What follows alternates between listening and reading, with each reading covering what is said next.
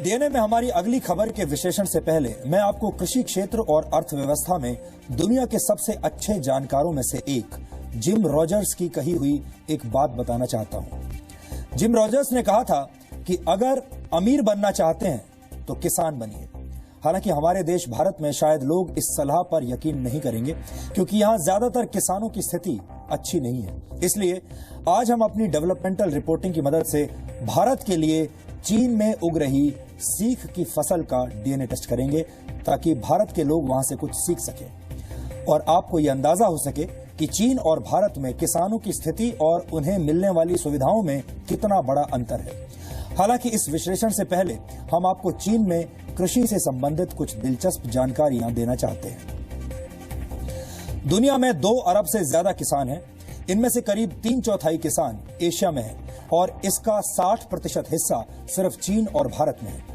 एक अनुमान के मुताबिक कृषि के क्षेत्र में रिसर्च पर चीन भारत की तुलना में 2 गुना से भी ज्यादा पैसा खर्च करता है।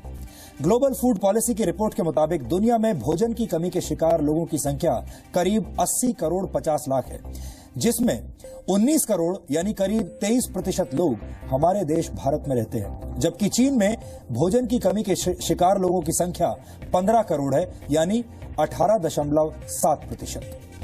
दुनिया में सिर्फ 20% जमीन पर खेती होती है, जबकि हमारे देश में करीब 60% भूमि पर खेती होती है।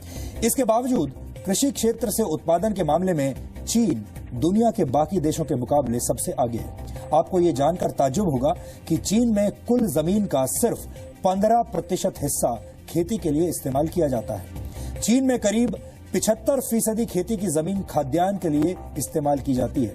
आपको ये जानकर भी हैरानी होगी कि चीन के पास खेती के लिए दुनिया की सिर्फ 7% जमीन है। इसके बावजूद चीन दुनिया की आबादी के 22% हिस्से का पेट भरता है।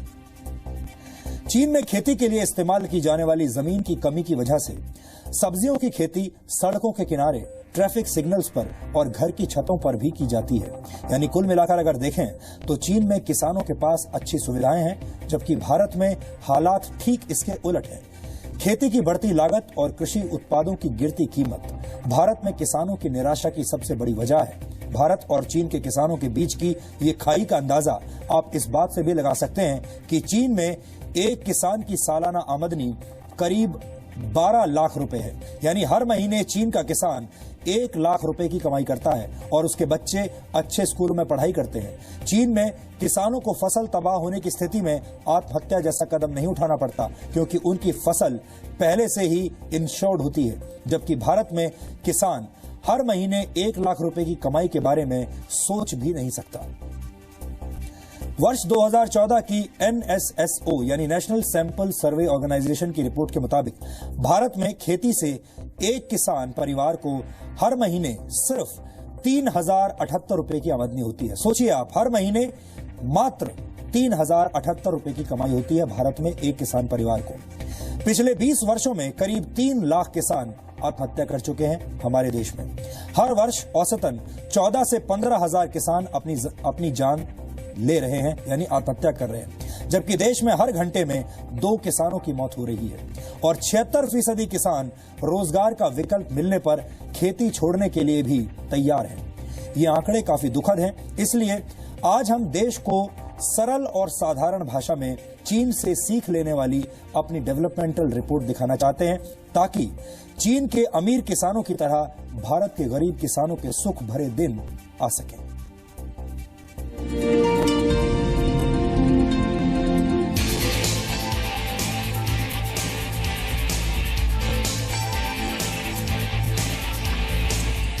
छत पर खेती,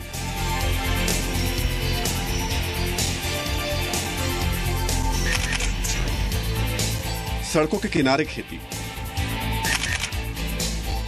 ट्रैफिक सिग्नल पर खेती,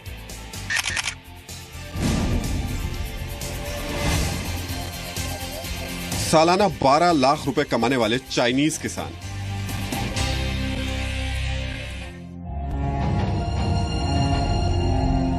एक तस्वीर भारत की है जहां किसान आत्महत्या करने को मजबूर है। दूसरी तस्वीर चीन की है जहां किसान बनने का मतलब है लखपति बनना। इस शख्स की वेशभूषा देखकर आप सोच रहे होंगे कि ये किसान कैसे हो सकता है, लेकिन सच्चाई यही है, ये 100% शुद्ध चाइनीज किसान है। चीन में पहुंचकर हमने आपको बड़ी बड़ी इंडस्ट्रीज तो दिखाई, लेकिन हमने सोचा कि क्यों ना अब आपको चीन के किसानों से भी मिलवाया जाए। चीन के किसानों की हालत क्या हमारे देश के किसानों की तरह ही होती है? हमारी कोशिश थी कि हम ऐसे लोगों के पास पहुंचे जो कि गेहूं उगाते हैं या नॉर्मल खेती करते हैं, पर उन तक पहुंच नहीं पाए हम लोग।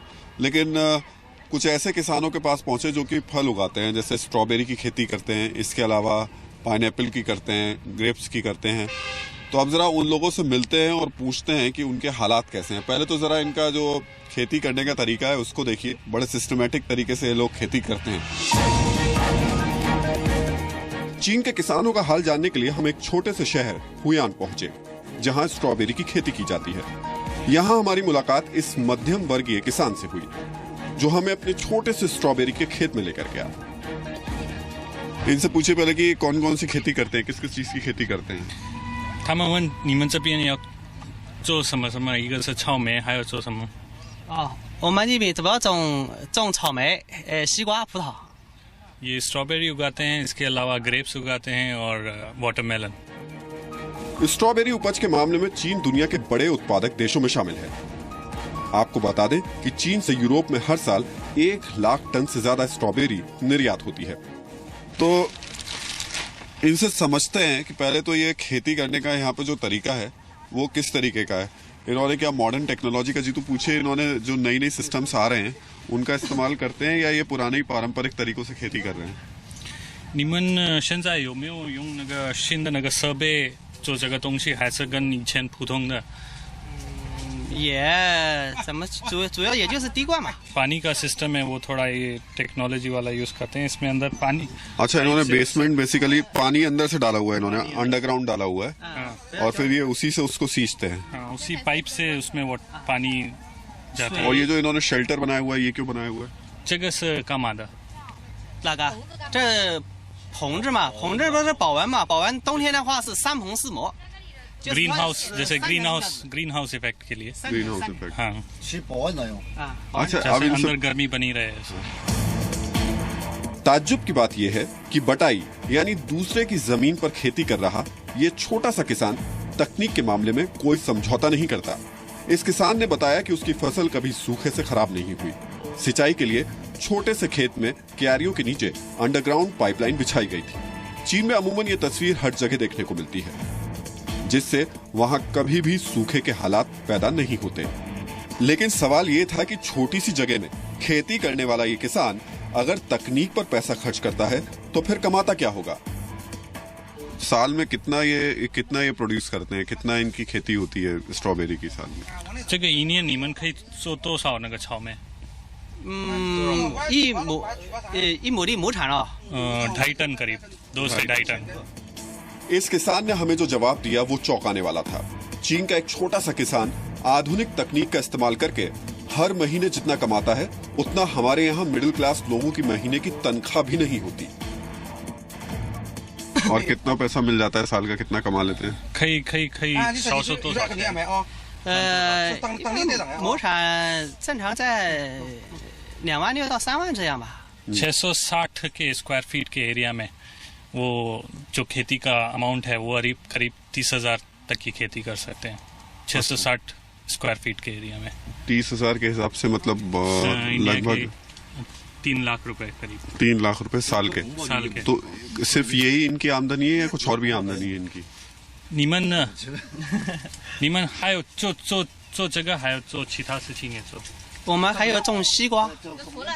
सीजन के हिसाब से, जैसे अभी स्ट्रॉबेरी का सीजन है, इसके बाद तरबूज का सीजन आएगा, तरबूज के सीजन के पास अंगूर का सीजन आएगा।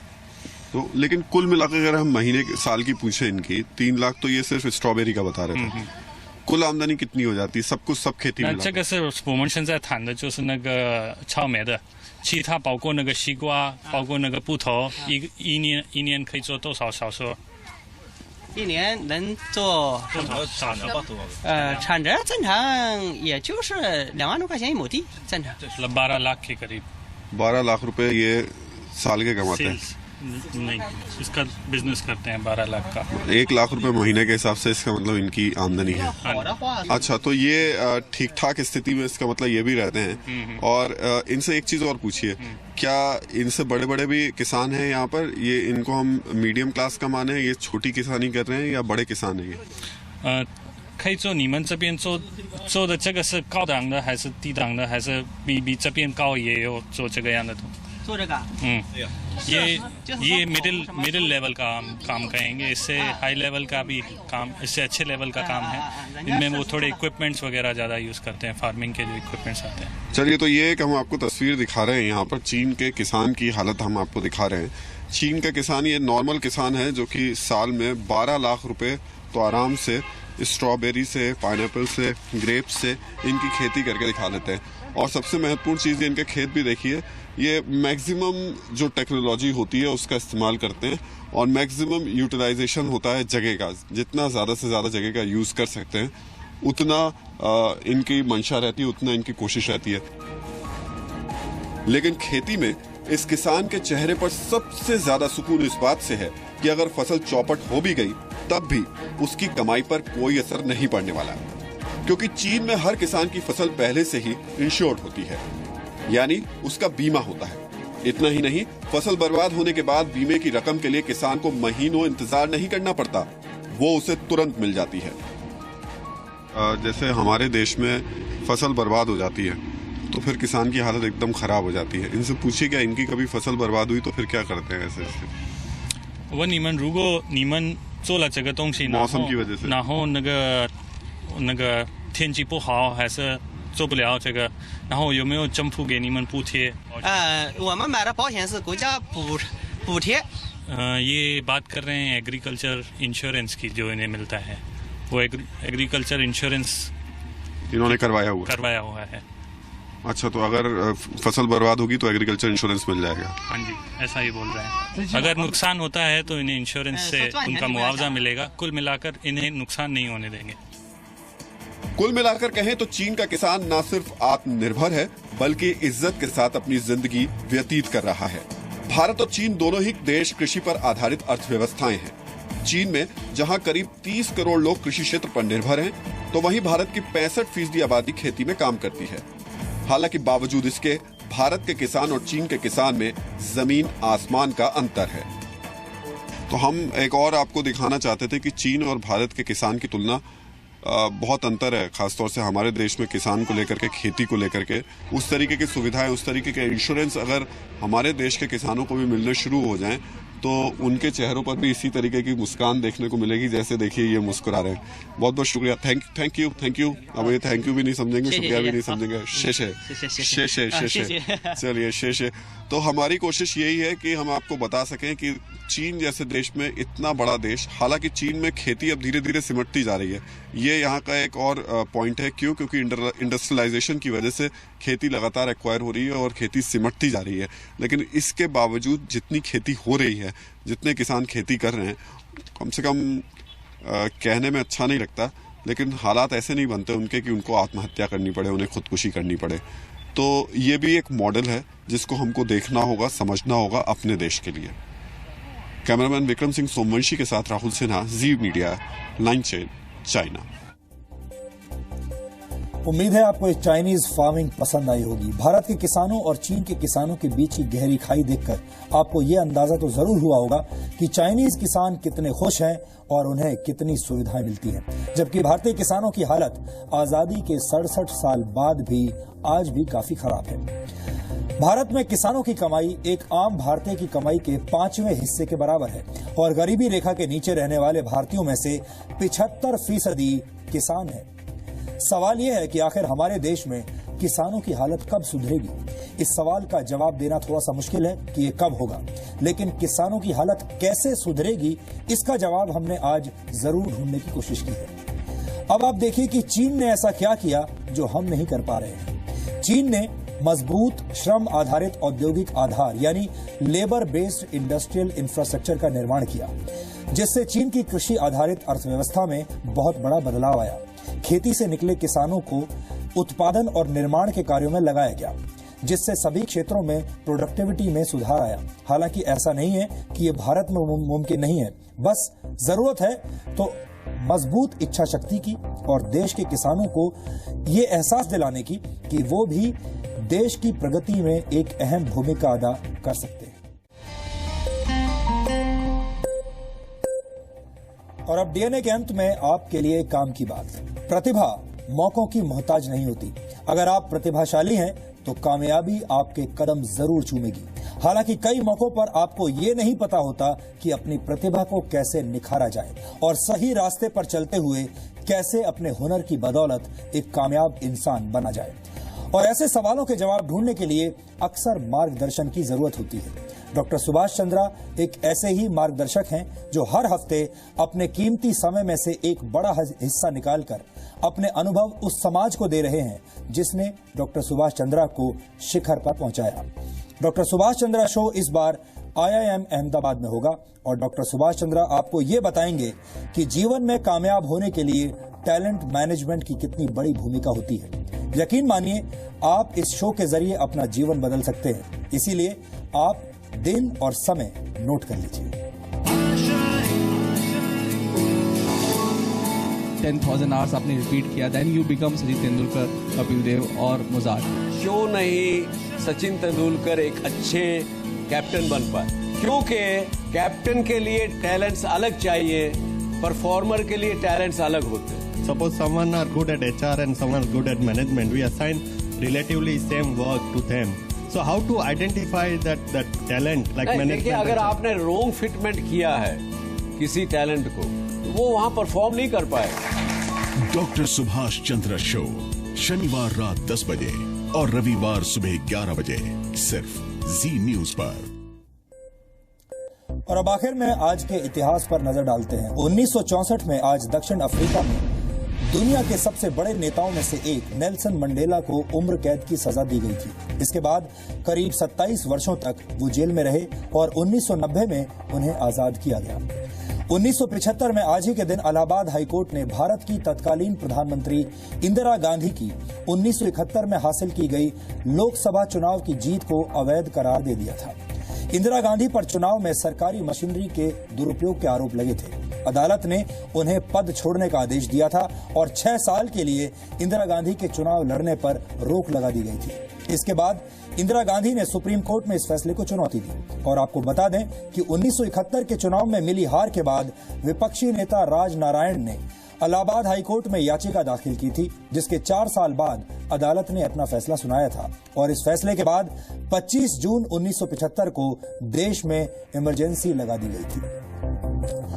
और आज ही के दिन world day against child labour मनाया जाता है। इस दिन को बाल मजदूरी के खिलाफ जागरूकता फैलाने के लिए दुनिया भर में मनाया जाता है। दुनिया भर में 21 करोड़ 50 लाख बच्चे आज भी बाल मजदूरी करने के लिए मजबूर हैं। भारत में हर 11 बच्चों में से एक बच्चा, जी हां, हर 11 बच्चों में से एक बच्चा हमारे देश में बाल मजदूर है और भारत के 80% बाल मजदूर ग्रामीण इलाकों में है।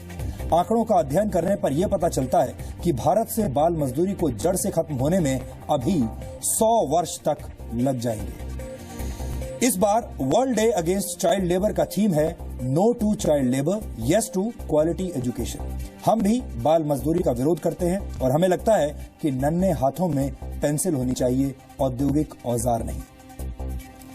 डीएनए में आज इतना ही। अब वीकेंड इंटरवल का वक्त हो गया है, इसलिए हम आपके सुखी और सुरक्षित वीकेंड की कामना करते हैं। और अब आपसे हमारी मुलाकात होगी सोमवार रात 9 बजे, जब हम कुछ और नई खबरों का डीएनए टेस्ट करेंगे। तब तक के लिए नमस्कार।